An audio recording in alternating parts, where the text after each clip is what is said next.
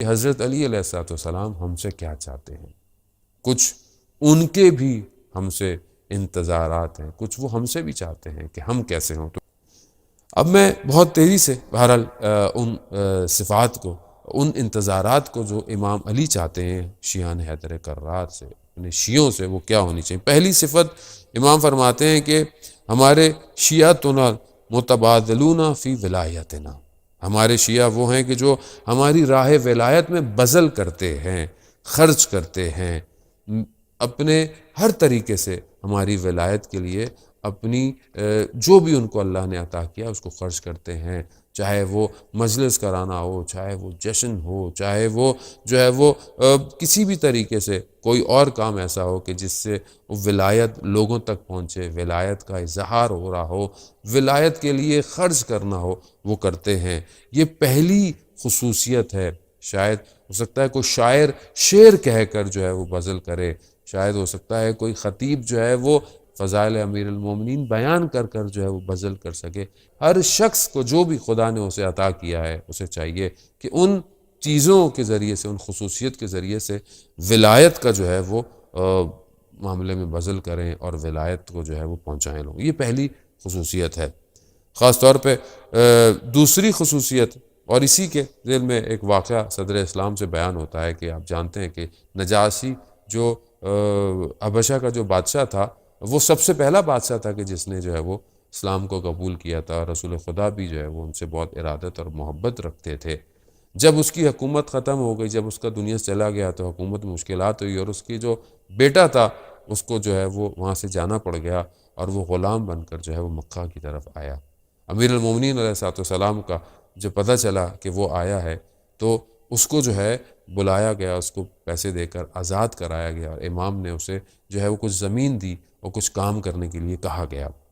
یہاں پر جو ہے وہ جب وہ اتنے عرصے رہا اور امیر المومنین علیہ السلام کی ولایت میں اتنا جذب ہو گیا، کچھ عرصے کے بعد جو ہے وہ حبشہ سے لوگ آئے جن کو پشیمانی ہوئی کہ ایسا نہیں کرنا چاہیے تھا، دوبارہ اسے کہا کہ واپس آؤ اور تخت و تاج واپس لے لو اور دوبارہ سے آ کر جو ہے وہ ہمارے بادشاہ بن جاؤ۔ لیکن وہ امیر المومنین علیہ السلام کی ولایت میں اتنا جذب ہو چکا تھا، اس نے بولا کہ میں یہاں سے چھوڑ کر نہیں جاؤں گا، یعنی گویا اپنے اس اسٹیٹس کو، اپنے اس اقتدار کو مولا کی ولایت میں جو ہے وہ بذل کر دیا۔ ہو سکتا ہے اس کی ریکوائرمنٹ یہ ہو سکتا ہے کسی کے لیے ہر الگ الگ جگہوں پر، کہیں پر جو ہے وہ کچھ کام کر کرنا، کہیں کسی مقام پر رہ کر ولایت کی خدمت کرنا بھی بہت ضروری ہو۔ تو ہمیں ان ساری چیزوں کو دیکھنا ہے کہ جو بھی ہمیں خداوند متعال نے صلاحیت دی ہیں، ہم ان صلاحیتوں کو برائے کار لاتے ہوئے اس ولایت کے لیے اپنا بذل جو ہے وہ اختیار کریں۔ دوسری چیز جو امام علی علیہ السلام چاہتے ہیں کہ شیعان حیدر کرہ، شیعہ جو ہیں ان کے اندر کیا، وہ المتحابون فی مودتنا، یعنی شیعہ جو ہیں وہ آپس میں دوست ہوں، آپس میں رفیق ہوں، آپس میں ایک دوسرے کا خیال رکھیں، ایک دوسرے کی مدد کریں، ایک دوسرے کے ساتھ اچھے رہیں۔ اب یہ صفت جو ہے وہ دو طرفہ ہے،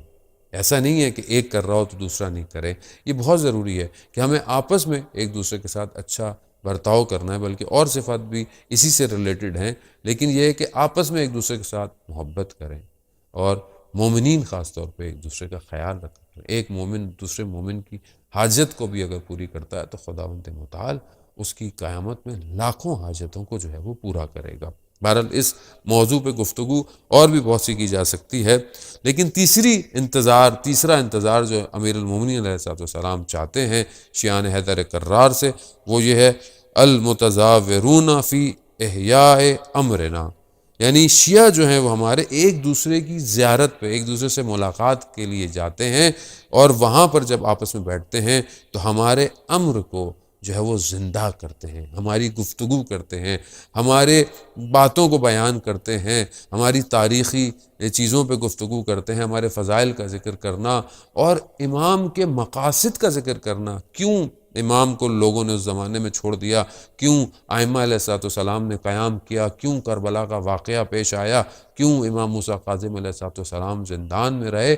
یہ ان امور کو زندہ کرنا ہے۔ امام کے دشمن کون تھے، کیا چیز تھی جو امام کی حکومتوں کے آگے رکاوٹیں بنی، اور کیا چیز ہے جو آج وقت کے امام کے ظہور میں رکاوٹیں ہیں۔ اب یہ بہت ضروری ہے، یہ ایک صفت ہے کہ جب یہ آپس میں بیٹھتے ہیں تو اہل بیت کے امور کو احیا کرتے ہیں، زندہ کرتے ہیں۔ اور خاص طور پر بعض جگہ آیا بھی ہے کہ اگر کم لوگ بھی ہوں بیٹھے ہوں تو خدا انہی کی تعداد کے حساب سے فرشتوں کو جو ہے ان کے درمیان میں بھیجتا ہے، اور وہ ان کی گفتگوؤں پر، ان کی دعاؤں پر آمین بھی کہتے ہیں تاکہ ان کی دعائیں جو ہے مستجاب ہوں۔ ایک شخص تھا امام جعفر صادق علیہ السلام کے دور میں، وہ تبلیغ کرتا تھا ایسی جگہ پر جہاں مشرک رہتے تھے۔ جب وہ واپس آتا تھا مدینہ تو کہتا تھا مولا یہاں بہت اچھا ہے، یہاں میں آپ کو دیکھتا ہوں، یہاں دوسرے مومنین کو دیکھتا ہوں اور بہت سی چیزیں سیکھتا ہوں، لیکن جب میں وہاں جاتا ہوں تو میں غریب ہوتا ہوں، تنہا ہوتا ہوں، اگر میں وہاں مار دیا جاؤں تو کیا ہوگا میرے ساتھ؟ تو امام فرماتے ہیں کہ تم وہاں اگر مارے جاؤ تو تم پوری ایک امت کی طرح اٹھائے جاؤ گے، ہاں مگر وہاں پر اگر تم لوگوں کو تذکر دیتے تھے ہمارے امر کا، اور تم جو ہے وہ لوگوں کو ہماری طرف دعوت دیتے تھے، تو یقیناً تم وہاں مارے جاؤ تو تم ایک امت کی طرح جو ہے اٹھائے جاؤ گے۔ کتنا امپورٹنٹ ہے